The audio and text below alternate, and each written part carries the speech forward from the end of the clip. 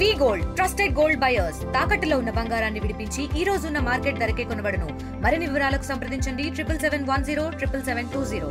ఆషాఢ శుద్ధ శయన ఏకాదశి తిథో విశాఖ నక్షత్రయుక్తేన ఇతి శ్రీ భానువాసరానుగ్రహాసిద్ధ్యర్థం విశేష దివసంగత్వేన ఇతి శ్రీ లక్ష్మీనారాయణ ప్రీత్యర్థం శ్రీమద్ అఖిలాండకోటి బ్రహ్మాండనాయకస్యానుగ్రహాసిద్ధ్యర్థం శ్రీ తిరుమలాద్రిజనివాసం శ్రీ లక్ష్మీ వెంకటేశ్వర స్వామి కృపాకరుణాకటాక్షర సిద్ధ్యర్థే ఇతి శ్రీ ఈరోజు స్వామివారి నిద్రావస్థలోకి వెళ్ళే రోజు ఈరోజు. అందుకొరకు శయన ఏకాదశి అంటారు. మనకు చాతుర్మాస్య వ్రతము అనగా 4 నెలల పాటు ఈ చాతుర్మాస్య వ్రతం ఉంటుంది.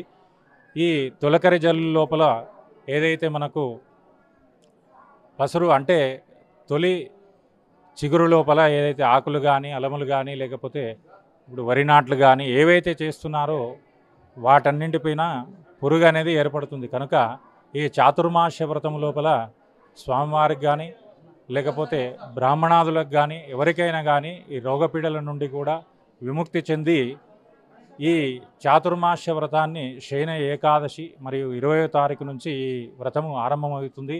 అందుకొరకే ఈ ఆకుకూరలు కానీ వీటినంటి కూడా నిషేధించి ఏవైతే పళ్ళు కానీ దుంపలు కానీ ఇటువంటి వాటిని తీసుకొని పదార్థంగా ఏర్పాటు చేసి స్వామివారికి నివేదనము మరియు అందరికీ కూడా ఆ స్వామివారు స్వీకరించిన నైవేద్యాన్ని కూడా స్వీకరించడం జరుగుతుంది. ఈ శయన ఏకాదశి రోజు పరమాత్ముడు నిద్రావస్థ లోపలికి వెళ్ళి మళ్ళీ కార్తీక ఏకాదశి అంటే వైకుంఠ ఏకాదశి రోజు మళ్ళీ స్వామి తిరిగి లేవడం జరుగుతుంది. ఈ 4 నెలల పాటు స్వామివారికి చాతుర్మాస్య వ్రతం అనేది ఏర్పాటు చేయడం జరుగుతుంది. కనుక ఈ సేవలో భక్తాదులందరూ కూడా పాల్గొని స్వామివారి కృపకు పాత్రులై మరియు దేశాభివృద్ధి కొరకు మరియు లోక కళ్యాణానికి కూడా అందరూ కూడా తోడ్పడి ఈ భక్తజనులు అందరూ కూడా సుభిక్షంగా ఉండాలని కోరుతూ హిందూ బంధువులందరికీ జై శ్రీరామ్. ఈరోజు మనకందరికీ తెలిసిన విషయమే. ఈరోజు తొలి ఏకాదశి సందర్భంగా స్వామివారికి ఉదయం నుంచి మనము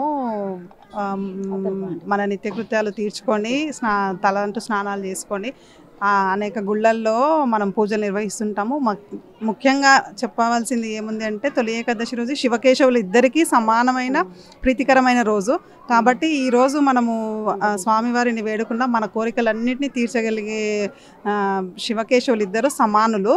ఇంకొకటి తీరిన వాళ్ళు తిరుపతి లేదంటే మన్నెంకొండ అన్నట్టుగా మనము ఎక్కడ ఉన్నా సరే ఆ దేవదేవుడు ఎక్కడ ఉన్నా మన గుడిలో ఎక్కడ ఉన్నా కూడా మన కోరికలను తీర్చగలిగే వెంకటేశ్వర స్వామి ఈరోజు ప్రత్యేకమైన పూజలు నిర్వహించుకుంటున్నాము. ఇంకా ఇక్కడ ఈరోజు ఏకాదశి ముఖ్యంగా చెప్పవలసింది ఏముంది అంటే ఉపవాసాలకు ప్రత్యేకత.